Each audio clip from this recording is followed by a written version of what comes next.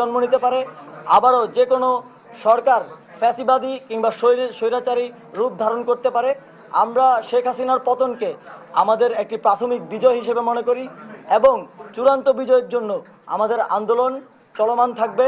আমাদের যেই long March two Dhaka কর্মসূচি আজকে ছিল, সেখান থেকে আমরা গণভবন ঘেরাও করতে গিয়েছিলাম এবং ছাত্র জনতা ঢাকায় অবস্থান করছে।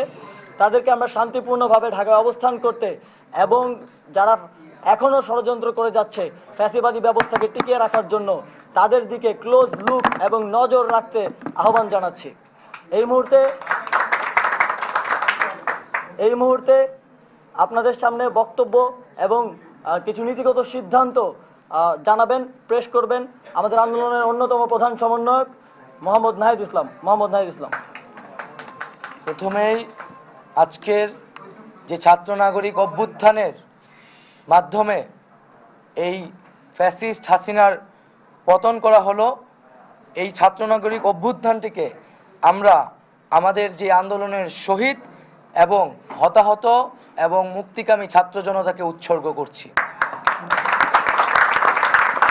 আমাদের এক দফা এবং কমিটমেন্টটি আমরা এই মুহূর্তে স্মরণ করিয়ে দিচ্ছি।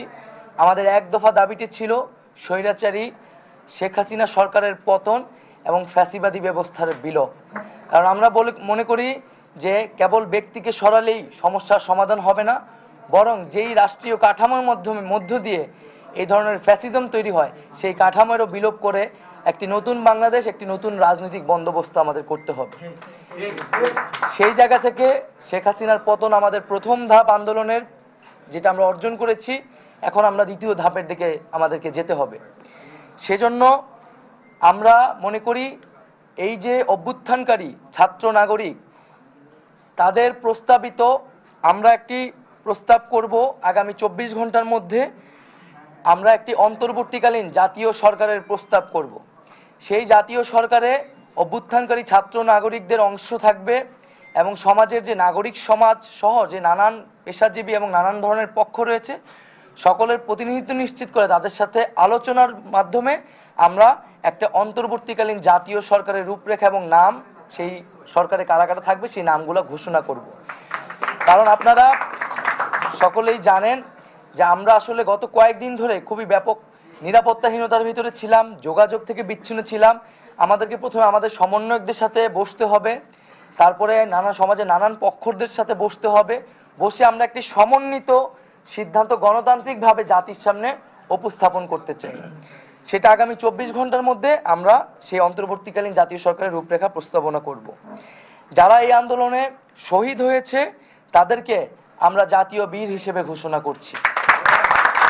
এবং এছাড়াও যারা এই ফ্যাসিস্ট রেজিমে গত কয়েক বছরে শহীদ হয়েছেন তাদেরকেও আমরা আজকের এই দিনে স্মরণ করছি। এবং আমরা বলেছিলাম যে শেখ হাসিনার পদত্যাগই কিন্তু একমাত্র সমাধান হবে না। এই যে তারা একটি গণহত্যার সাথে জড়িত এবং এর আগেও পিলখানা হত্যাকাণ্ড থেকে শুরু করে বিভিন্ন গণহত্যা, গুম, খুন, মানবাধিকার লঙ্ঘন, ভোটাধিকার লঙ্ঘনের সাথে তারা জড়িত। এর অবশ্যই বিচারের ব্যবস্থা করতে হবে। শেখ হাসিনা পালিয়ে গেলেই হবে না, আমরা তাকে বিচারের আওতায় আনব। এবং শুধু ফ্যাসিবাদ, যারা ফ্যাসিজমে সরাসরি সহায়তা করেছে এবং তাদের সমর্থক, তাদেরকে বিচারের আওতায় আনা হবে। এবং আমরা বলতে চাচ্ছি যে অভ্যুত্থানকারী ছাত্র নাগরিকের সমর্থিত বা প্রস্তাবিত সরকার ছাড়া আমরা কিন্তু আর কোনো ধরনের সরকারকে সমর্থন করব না। সেটা সেনা সমর্থিত সরকার হতে পারে বা জরুরি অবস্থা দিয়ে রাষ্ট্রপতি শাসিত সরকার হতে পারে। আমরা এই ধরনের কোনো সরকারকে বিপ্লবী ছাত্র জনতা গ্রহণ করবে না। আমরা ঘোষণা করছি যে সকল আমাদের আন্দোলনের শিক্ষার্থী সমন্বয়ক ডাকসুর সমাজ সম্পাদক আক্তার হোসেনকে এখনো জেলে বন্দি করে রাখা হয়েছে, আমাদের সমন্বয়ক ইব্রাহিম নীরব সহ সারা দেশেই বিভিন্ন সমন্বয়ক, আন্দোলনকারী এবং নিরপরাধ ব্যক্তিদের গ্রেফতার করে রাখা হয়েছে কারাগারে।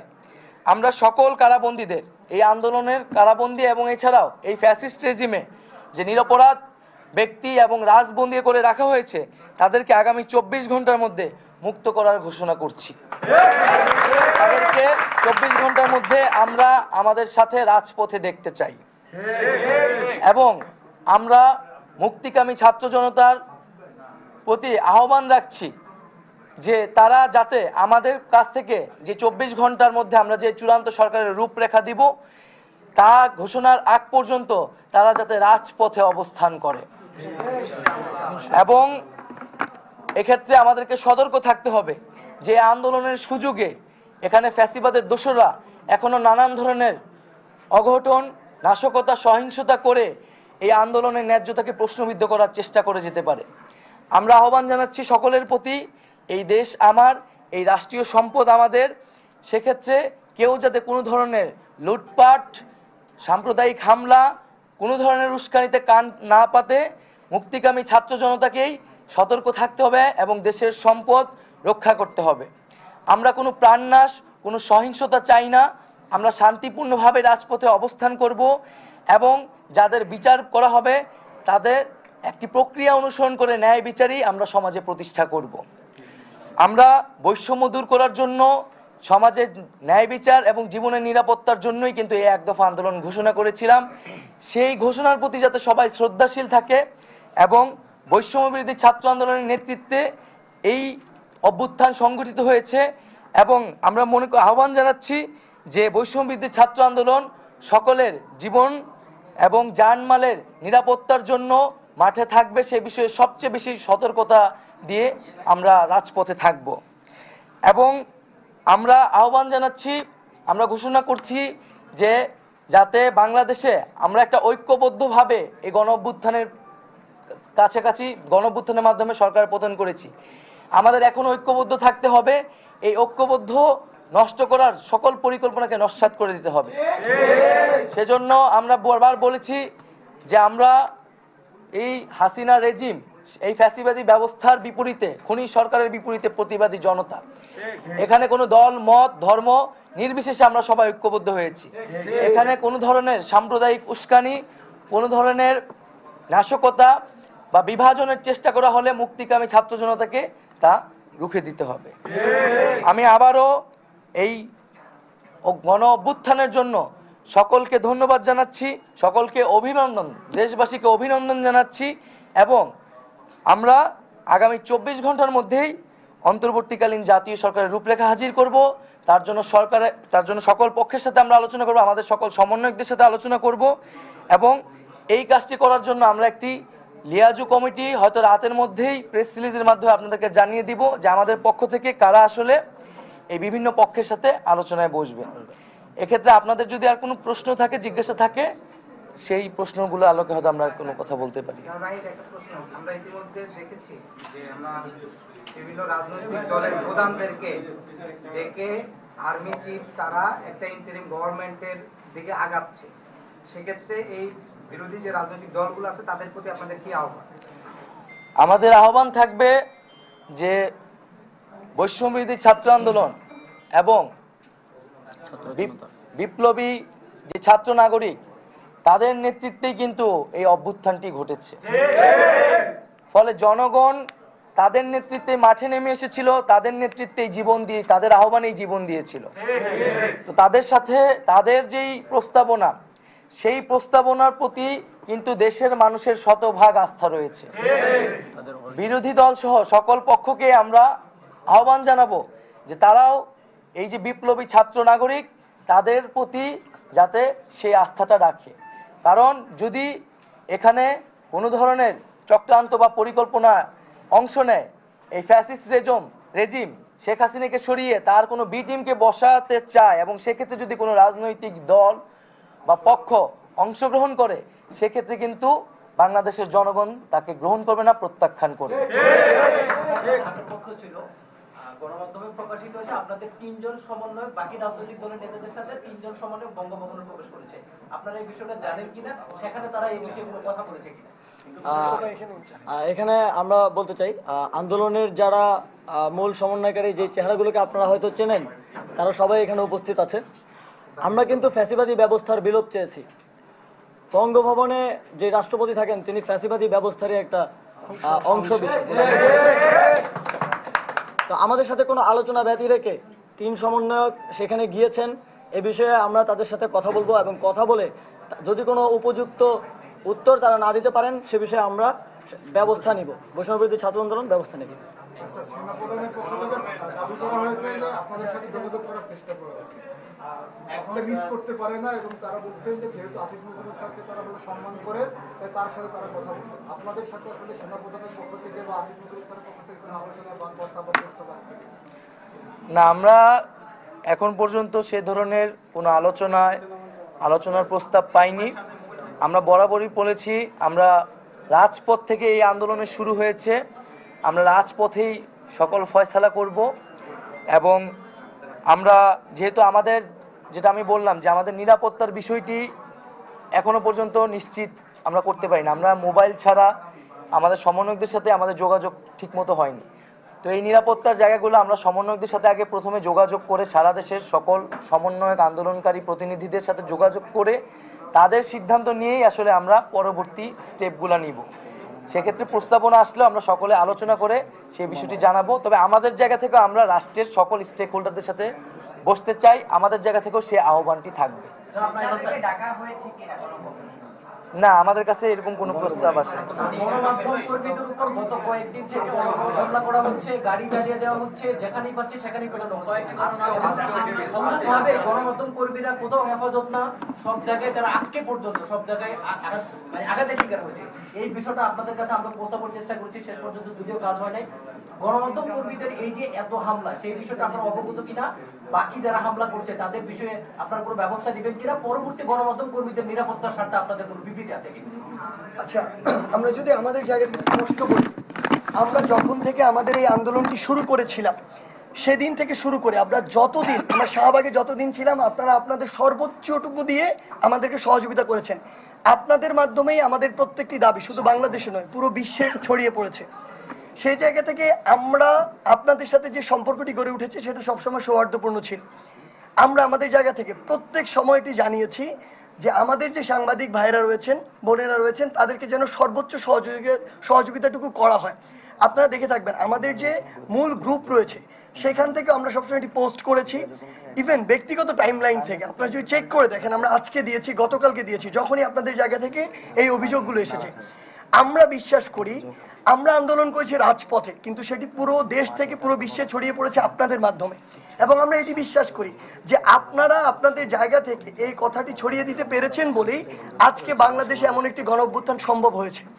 সেই জায়গা থেকে আমাদের কথা হচ্ছে যে আমরা অবশ্যই যা হয়েছে এটা কোনোদিন সমর্থন করি না, এবং এটার জন্য যেভাবে উপযুক্ত ব্যবস্থা গ্রহণ করা প্রয়োজন আমরা আমাদের জায়গা থেকে সর্বোচ্চটুকু দিয়ে সেটি করব। আমরা আমাদের জায়গা থেকে নিরাপত্তা আপনাদের নিশ্চিতের ব্যাপারে সর্বোচ্চ সচেষ্ট থাকার আহ্বান করব পুরো দেশবাসীকে। আমরা পুরো দেশবাসীকে বলতে চাই যে আমাদের এই গণমাধ্যম কর্মী যে ভাইরা রয়েছেন, বোনেরা রয়েছেন, তাদের জন্যই আজকে আমাদের সাথে কি হয়েছে এটি পুরো বিশ্বে গিয়েছে। সেই জায়গা থেকে তারা যেন তাদের সর্বোচ্চটুকু দিয়ে আপনাদেরকে সহযোগিতা করেন, এবং যারা অসৎ উদ্দেশ্যে আমাদের আন্দোলনকে প্রশ্নবিদ্ধ করার উদ্দেশ্যে আপনাদের গাড়িতে আপনাদেরকে শারীরিকভাবে বা বিভিন্নভাবে হামলা করার চেষ্টা করেছে, তাদেরকে যেন সাধারণ জনগণ প্রতিহত করে। আরেকটা প্রশ্ন, অনেকগুলো হাউস আগুন দেওয়া হয়েছে, এই হাউসগুলোর ব্যাপারে অলরেডি 3-4টা এটা একটু বলে দেন, অন্যান্য হাউসগুলো যেন আপনাদের আমাদের আহ্বান থাকবে ছাত্র জনতার প্রতি যে দেশের সম্পদ, মানুষের জীবনের নিরাপত্তা নিশ্চিত করার দায়িত্ব আমাদের। সেক্ষেত্রে আমাদের যেই সংখ্যালঘু কমিউনিটি রয়েছে তাদেরকে বিশেষভাবে আমাদের নিরাপত্তা দেওয়ার ব্যবস্থা করতে হবে, যাতে কেউ এখানে কোনো ধরনের চক্রান্ত করার সুযোগ না পায়। এবং আমরা আহ্বান জানাচ্ছি যে জনতাকে, যাতে সাংবাদিক ভাইদের বা সংবাদের কর্মীদের প্রতি আপনারা কোনো ক্ষোভ রাখবেন না, তাদেরকে নিরবিচ্ছিন্নভাবে তাদের কাজ করার সুযোগ করে দিবেন। তাদেরকে যথাযথ নিরাপত্তা দিয়ে যাতে তারা তাদের কাজ করতে পারে সেই বিষয়টি নিশ্চিত করবেন সারা দেশের সকল স্থানে। একটা বেসিক প্রশ্ন, আপনারা যে সরকারের রূপরেখা দিবেন সেটি হয়তো ধাপে ধাপে একটা পর্যায়ে গিয়ে পৌঁছে নতুন একটা সরকার গঠিত হবে, সেটি একটি প্রক্রিয়া। এখন এই মুহূর্তে দেশের সবচেয়ে যে বড় সংকট আজকে দুপুরের পর থেকে দাঁড়িয়েছে, আমরা দেখেছি জনগণের জানমাল এবং বিভিন্ন স্থাপনার নিরাপত্তা, আর্মি যখন থেকে ব্যারিকেড তুলে দিল আপনারা উৎসব করে, এরপরে এই উৎসবের মধ্য থেকে আমরা দেখেছি বিভিন্ন অলিগলিতে যারা এক রাজনৈতিক পক্ষ আর এক রাজনৈতিক প্রতিপক্ষ ছিলেন তাদের বাসাবাড়িতে হামলা করছেন, তাদেরকে হত্যা করার জন্য খুঁজে খুঁজে গেছেন। আমি বেগুনবাড়িতে দেখেছি। তো এই 15 বছর, আমি একটু প্রশ্নটা শেষ করবো, 15 বছরের বাংলাদেশে যে বড় ক্রাইসিস ছিল, কথায় কথায় বাংলা ছাড়া, এই বাংলাদেশে প্রতিপক্ষ, এই বাংলাদেশে গণমাধ্যম, এই বাংলাদেশে পুলিশ, আমার সবাই তো থাকে। আজকে এই একবেলা যে চিত্র আমরা দেখলাম যে এক পক্ষকে নিশ্চিহ্ন করে দেওয়ার এক ধরনের প্রতিক্রিয়া চলছে, তো এই ব্যাপারে আপনাদের বার্তা কি থাকবে? ব্যাপক ভ্যান্ডালিজম, প্রাণহানি ঘটার আশঙ্কা আছে। এই জন্য এটা জানমালের নিরাপত্তা নিশ্চিতের জন্য সেনাবাহিনী মাঠ ছেড়ে আসলো। তাহলে আগামী কয়েকদিন সরকার ফর্ম হওয়ার আগে এই প্রশাসনিক মাঠে নিরাপত্তার সদস্য হিসেবে কারা থাকবে? আপনারা কি সেনাবাহিনীকে আহ্বান জানাবেন বা কোনো বাহিনীকে আহ্বান জানাবেন জানমালের নিরাপত্তায় যেন কোনো বাহিনী মাঠে থাকে? লুটপাটও হচ্ছে। আচ্ছা, সে বিষয়ে আপনাদেরকে একটু স্মরণ করিয়ে দিতে চাই যে আজকে সকালেও কিন্তু আমাদেরকে গুলি করা হয়েছে, আমাদের উপর গুলি চালানো হয়েছে এবং আওয়ামী সন্ত্রাসীরা এই গুলি চালিয়েছে। এবং আমরা একটা বিষয় খুব স্পষ্ট যে আমাদের এই যে যারা ফ্যাসিজমের সাথে জড়িত, গণহত্যার সাথে জড়িত, তাদের কিন্তু বিচার করতে হবে। কিন্তু এই বিচারটি কোনো ধরনের আমরা নিজেরাই বিচার মানে আইন হাতে তুলে নিব না। তো সকলের প্রতি আহ্বান থাকবে যে একটা প্রক্রিয়া অনুসরণ করে তাদেরকে আমরা দ্রুত বিচারের আওতায় আনবো। কেউ নিজেই বিচার করতে যাতে আমরা না বসি। এবং এখানে এই আন্দোলনের সুযোগে অনেক পক্ষ আসলে এই ধরনের ঘটনা ঘটিয়ে আন্দোলনকারীদের উপর নাম দিতে পারে। এর আগেও বিভিন্ন সময় আমরা সেই বিষয়গুলো দেখেছি। তো আমরা আমাদের জায়গা থেকে অবশ্যই রাজপথে থাকব এবং আমাদের সারা দেশের সমন্বয়কারীদের আমরা এই আহ্বান বার্তা পৌঁছে দিব যাতে তারা প্রত্যেকের জীবনের নিরাপত্তা, জানমাল এবং রাষ্ট্রীয় সম্পদকে যাতে রক্ষা করতে সচেষ্ট হয়। আমাদের দেশের আইন শৃঙ্খলা বাহিনীর বা নিরাপত্তা বাহিনী তারা তাদের জায়গা থেকে অলরেডি সেই মেসেজটি দিয়েছে এবং তাদের সাথে আমাদের আলোচনা হলে এই বিষয়টি আমরা সর্বোচ্চ গুরুত্ব দিয়ে আলোচনা করব। নিরাপত্তাটা দেবে নিরাপত্তা দেওয়ার আগামী কোনো বাহিনী নেই, তাহলে আপনারা নিরাপত্তা দিবেন? এটা আপনাদের আহ্বানটা কি? আপনারা তো সব জায়গায় পাহারা দিতে পারবেন না, এটা আপনাদের কাজও না। এর জন্য তো বাহিনী আছে। সেই জায়গাটা কিভাবে নিশ্চিত হবে? কালকে আমার বাসায় বা আরেকজনের বাসায় যে হামলা করতে আমাদের সারা দেশে, আপনারা কিন্তু জানেন যে সারা দেশের সকল জায়গায় আমাদের আসলে সমন্বয় কমিটি রয়েছে এবং অনেকগুলো কমিটি ইন্টারনালি রয়েছে, হয়তো এক্সটার্নালি আমরা প্রকাশ করিনি। এবং এই আন্দোলন চলাকালীন সময় কিন্তু আমরা নাগরিকদের সাথে নিয়ে সংগ্রাম কমিটিও আমাদের গঠন করা হয়েছে। তো আমাদের সাংগঠনিক সেই সক্ষমতা আমরা মনে করি আছে যে মানুষের প্রতি সেই মেসেজটি পৌঁছানোর জন্য এবং নিরাপত্তার বিষয়টি নিশ্চিত করার জন্য। এবং আমরা মনে করি যে মুক্তিকামী ছাত্র জনতা যে কমিটমেন্ট নিয়ে ন্যায় বিচার প্রতিষ্ঠা করার, জীবনের নিরাপত্তা প্রতিষ্ঠা করার কমিটমেন্ট নিয়ে এসেছে, তারা সেই কমিটমেন্টের প্রতি শেষ পর্যন্ত শ্রদ্ধাশীল থাকবে। আপনারা যারা শহীদ হয়েছে তাদের প্রতি শ্রদ্ধা জানিয়েছেন, বিচার হবে। যে শহীদ পরিবারগুলো অর্থনৈতিকভাবে ভীষণ ক্ষতিগ্রস্ত, যদি অর্থ দিয়ে জীবনের দাম পড়ে, তাদের জন্য আপনারা আসলে কি করবেন? শহীদ ছাত্র তথা পরিবার আমার অনেক তাদের জন্য আপনারা কি করবেন? আমরা কিন্তু আমাদের এই 1 দফা আসার আগে 9 দফাতে এই বিষয়গুলা আমরা বলেছিলাম। অবশ্যই সেই বিষয়গুলো তো থাকবেই। যারা হতাহত হয়েছেন তাদেরকে সুবিধা দেওয়ার বিষয়ে, তাদেরকে যথাযথ সম্মানের বিষয়ে, এবং আমাদের যারা নিম্নবিত্ত যারা আন্দোলনে এসেছেন, আমরা কিন্তু বৈষম্যের কথা, সরকারি চাকরির বৈষম্য থেকে আমরা কিন্তু রাষ্ট্রের সমাজের সকল বৈষম্যের কথাই বলেছি। সেই জায়গা থেকে এই সকল বিষয়েই আমরা অন্তর্বর্তীকালীন যে সরকারের রূপরেখা, তার যে নীতিমালা, সেই জায়গায় আমরা স্পষ্টভাবে উল্লেখ করে দিব।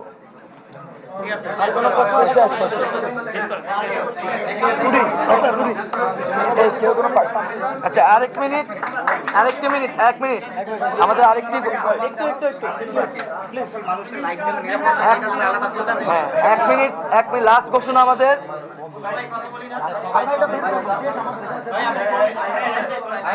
এক মিনিট লাস্ট ঘোষণা। আমরা আমাদের বিশ্ববিদ্যালয়গুলোর হল খোলার ঘোষণা কিন্তু আগেই দিয়েছিলাম। আমরা মনে করি যে ছাত্রদের নেতৃত্বে আন্দোলন অভ্যুত্থান ঘটেছে।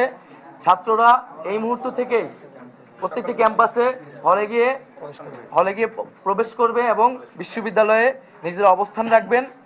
এবং আমাদের যে লিয়াজু কমিটিটি সেটি